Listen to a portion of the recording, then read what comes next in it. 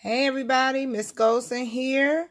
This is your quiz corrections for a quiz that we had from last week, lessons 13 through 16, multiplying and dividing rational numbers.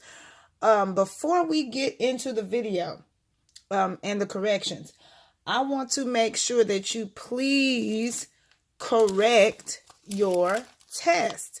So for instance, you're going to get your sheet that says my answer, and you can't see that, my answer, then it's going to say the correct answer, and then it's going to say what mistakes did you make. And some people, when they fill out this part, let me finish writing it. What mistake did I make? Say for instance you forgot to provide examples and you missed points because you forgot to give some examples. Well, you can't say the mistake I made was that I didn't give examples and then not give the examples. Like, correct your work. Like, what exactly did you do to miss the points? And make sure you say that mistake.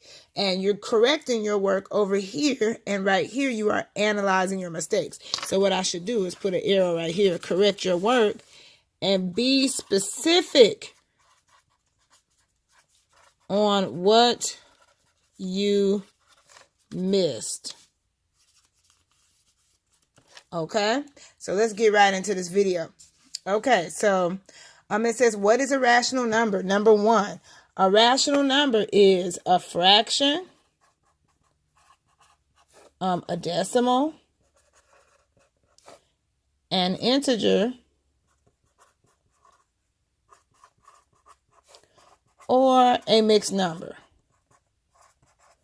And some people gave examples of this, and I only gave you guys, I didn't take off any points if you had 3 out of 4 of those things.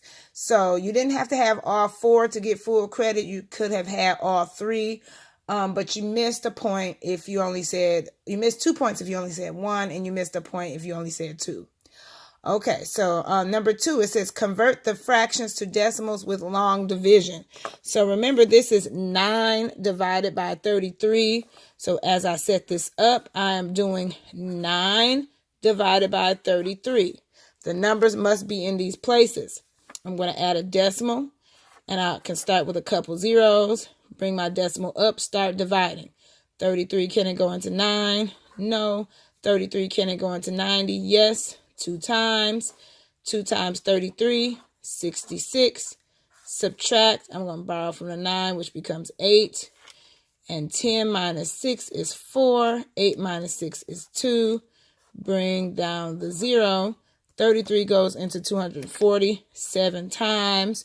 33 times 7. I'm going to come over here, get some scratch work going. 21, 22, 23. So that is 231. Subtract, get a remainder of 9. Oh, now I see that this 9 is the same 9 as up here. So it's going to be a repeating decimal because I'm going to add another 0, bring it down, and it's like 33 going into 90 again. So your answer is 0.27, 27 hundredths, with a bar on top of your 2 and your 7 because it's going to repeat. Now let's do letter B, 7 11ths. So this is 7 divided by 11. So I'm going to put 11 on the outside, 7 on the inside, start with a decimal and a couple zeros. Bring your decimal up because we want that to still be 7. 11, can it go into 7? 11 goes into 70. How many times? 6 times. 11 times 6, 66. Subtract. 70 minus 66 is 4. Bring down my 0.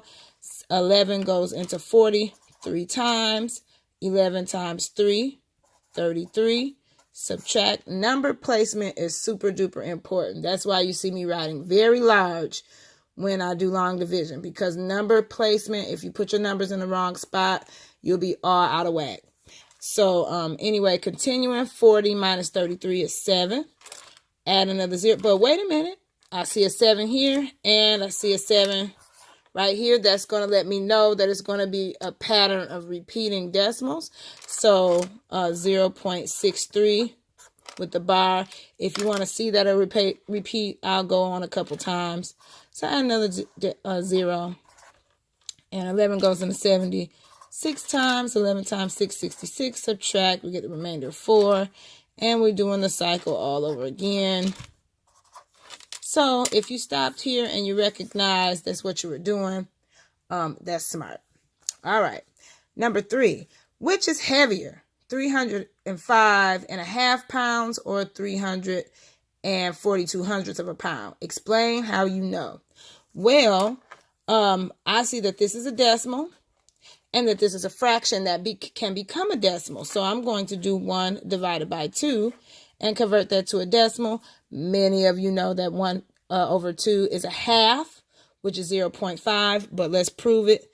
So 2 going into 1, add a decimal, add a 0, bring your decimal up. 2 goes into 10 5 times because it can't go into 1. 2 times 5 is 10, subtract, no remainder.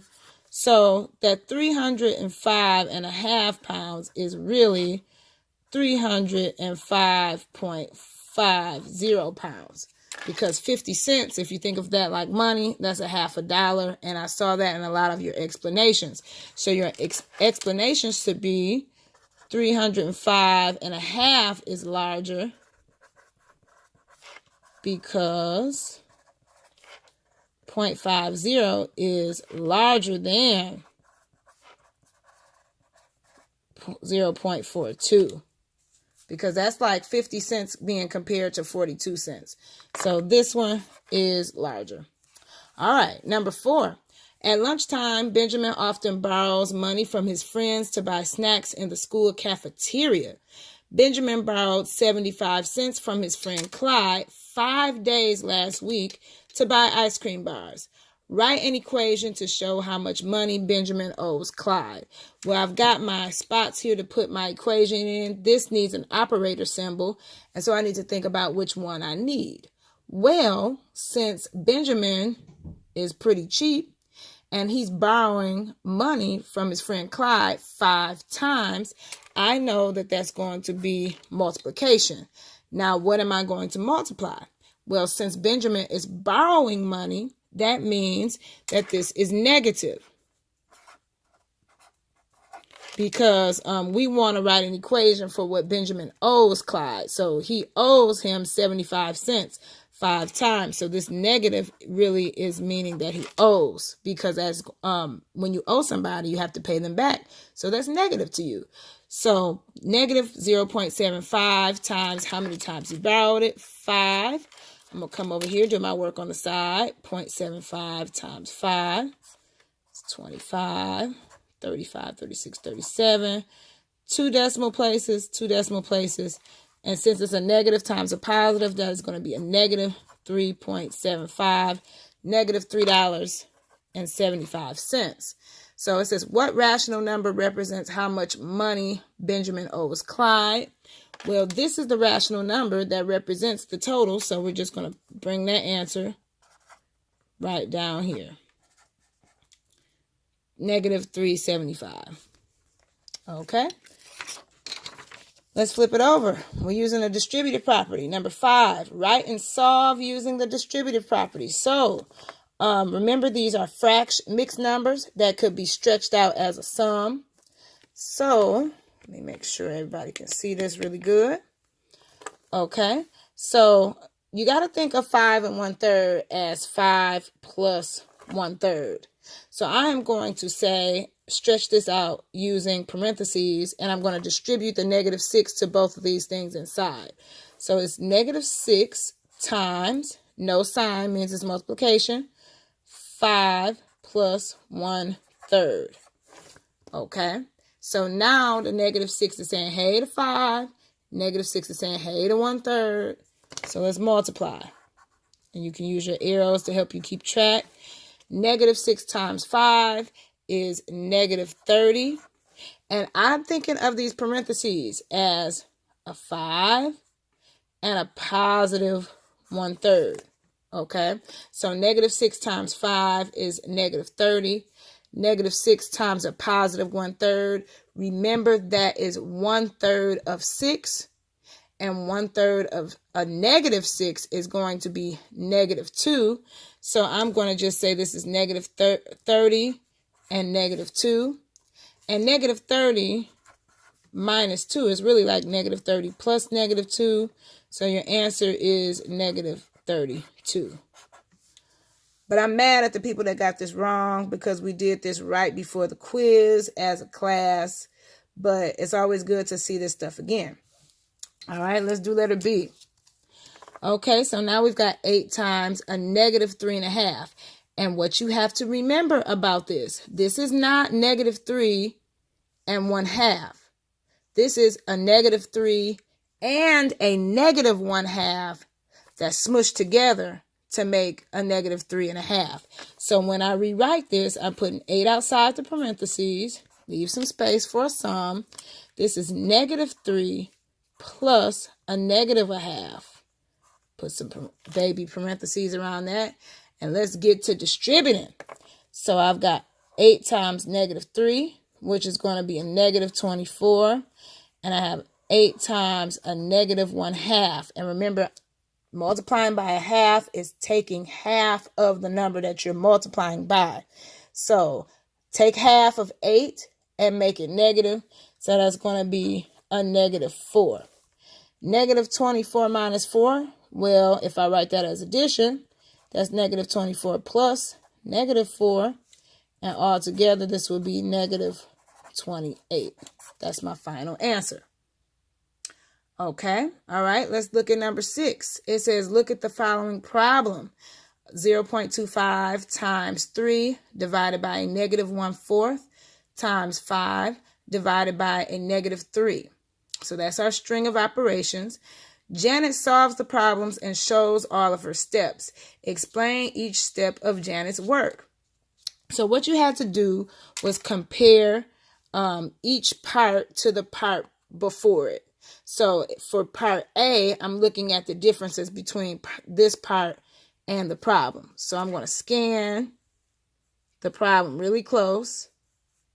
And then I'm going to scan this part really close. And I see that there's no more division signs. So Janet changed division to multiplication. And many of you here said keep, change, flip, which is what she did, because you see there's no more negative 1/4, but now it's times 4. Because remember, when you change division to multiplication, you're really just making that division sign multiplication, and you're flipping 1/4, and it will be a negative 4. And the same thing here, you're flipping a negative 3, and that's going to be times negative 1/3, which is what she did down here. Now I'm looking at part B and see how it differs from part A. Well, here I've got 0.25 times 3, but now down here is 0.25 times 4. So she's moving some stuff around. And when you're moving things around, that is the commutative property. So she used the commutative property to switch stuff around to make it easier for her. So now look at part C and see how that differs from part B. It looks like I still got the 3, I still got the negative 1/3, I still got the 5. So it looks like she multiplied 0.25 times negative 4 and got negative 1. So you can just say multiplied, and then she got 0.25 times negative 4. You could just say equals negative 1. Think of that like 4 quarters, but one of the numbers is negative, so it's a negative 1. Okay, now look at part D and see how it's different from part C. So I still see this 5. I no longer see the 1/3, and now I see 2 negative 1s. So it looks like she used the commutative property again. So let's put commutative property because she did these two first instead of doing the problems in the order. So commutative property, and I'm just going to shorten that. And she did 3 times negative 1/3 to get -1. And I'm just going to scoot this down just so you can see that how that's -1.